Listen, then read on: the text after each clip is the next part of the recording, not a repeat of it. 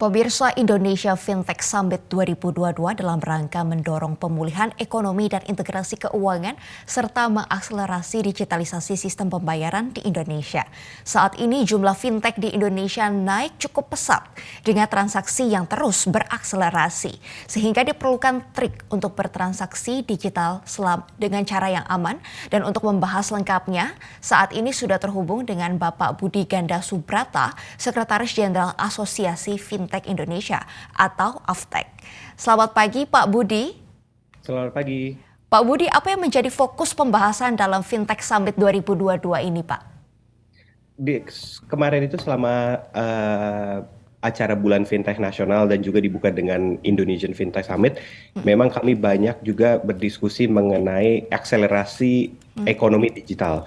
Dan tentunya ini menjadi salah satu fokus dan bagaimana kita bisa menjadi upaya untuk pemulihan ekonomi nasional.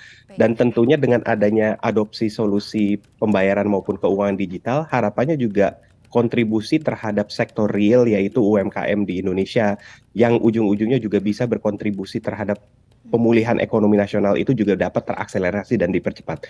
Jadi memang kita fokusnya tentunya tetap ke inklusi dan juga literasi keuangan, khususnya dengan adopsi solusi pembayaran dan keuangan digital yang harapannya ini juga bisa terus terdorong dengan adanya event-event seperti Bulan Fintech Nasional dan Indonesian Fintech Summit ini. Baik, Pak Budi, kalau kita melihat sepanjang tahun 2022 atau mungkin selama pandemi COVID-19, sebenarnya bagaimana sih Pak pertumbuhan industri fintech di tahun 2022 ini Pak? Halo, maaf saya koneksinya agak terganggu di sini. Boleh ulang lagi pertanyaannya? Baik, Pak, kalau kita melihat sepanjang tahun 2022 ini sebenarnya bagaimana Pak prospek dan juga kinerja sektor fintech ini pertumbuhannya baik dari sisi industrinya maupun dari penggunaannya oleh masyarakat Pak? Kalau kami lihat sih memang pertumbuhan itu terus berjalan ya, karena memang kalau ada silver lining dari pandemi yang terjadi di tahun 2020, 2021, dan juga mungkin di awal 2022 ini, memang kebanyakan sektor UMKM ini dengan terpaksa harus mau beradaptasi dan pindah beradopsi ke solusi pembayaran maupun keuangan digital. Karena mungkin sebelumnya mereka yang terbiasa berjualan dengan dalam tanda kutip offline, harus berpindah ke ranah online juga. Jadi memang ini dengan adanya solusi pembayaran dan keuangan digital, mau nggak mau mereka juga harus beradaptasi dan dengan jadi terbantukan. Jadi kalau dilihat, memang pertumbuhan solusi pembayaran dan keuangan digital ini selama pandemi itu bertumbuh pesat.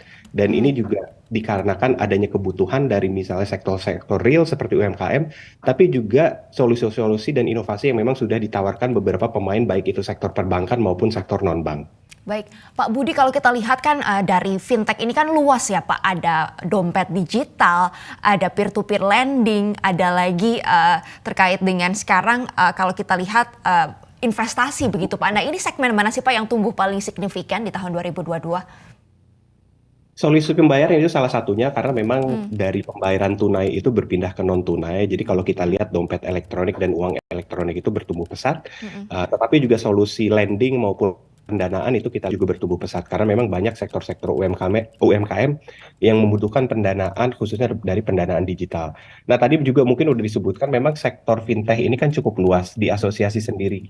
Kami itu ada sekitar 352 member dan bisnis model yang ada itu ada sekitar 25. Jadi memang kebutuhan-kebutuhan yang dibutuhkan sebelum ataupun selama pandemi itu ya insya Allah itu juga bisa terpenuhi karena memang ada solusi untuk masing-masing kebutuhan dari sektor UMKM ini. Baik Pak, pertumbuhannya bisa mencapai berapa persen tuh Pak? Apakah bisa mencapai triple digit atau double digit Pak? Kalau kita lihat pertumbuhannya memang tergantung beberapa sektor ya. Kalau misalnya kita lihat ada beberapa data-data misalnya dari BI ataupun UJK, kita lihat pertumbuhannya itu ada yang bisa beberapa kali lipat.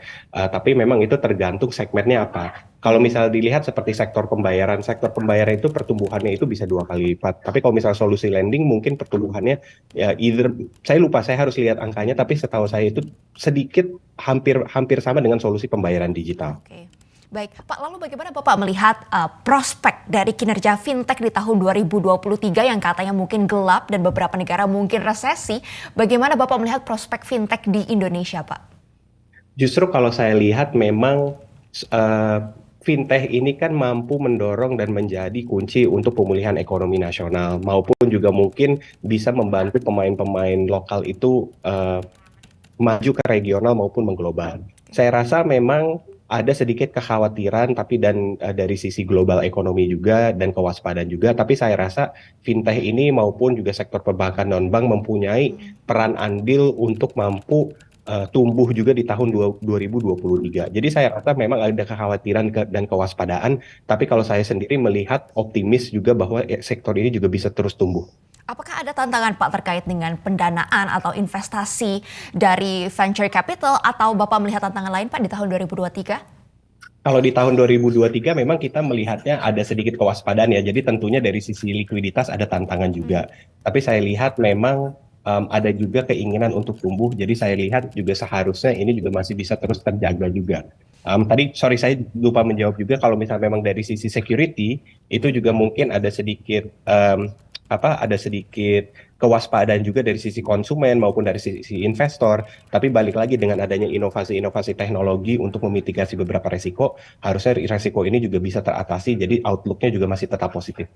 Baik, Pak, terkait dengan meningkatnya penggunaan terhadap transaksi digital dan juga fasilitas-fasilitas keuangan digital lainnya, ternyata kejahatan di bidang digital juga semakin bervariasi, Pak, dan semakin marak. Bagaimana upaya industri, Pak, menghadapi ini untuk melindungi konsumen dari kemungkinan fraud yang terjadi, Pak?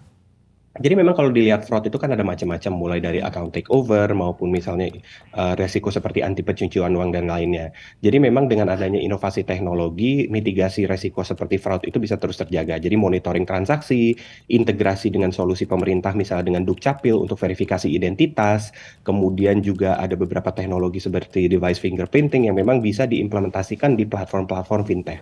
Jadi memang resiko itu selalu ada, tapi seiring dengan berjalannya perkembangan teknologi, solusi ini bisa termitigasi karena memang sekarang sudah banyak juga integrasi antara public dan juga private sector seperti contoh yang tadi saya sebutkan misalnya dengan integrasi dengan Dukcapil dari sisi sektor jasa keuangan khususnya untuk verifikasi identitas. Jadi ini juga untuk mengurangi resiko seperti identity theft maupun juga account takeover. Baik, terima kasih Pak Budi sudah bergabung bersama Zona Bisnis pagi hari ini. Sukses, sehat selalu Pak. Selamat kembali melanjutkan acara Fintech Summit 2022 Pak. Terima kasih, selamat pagi juga.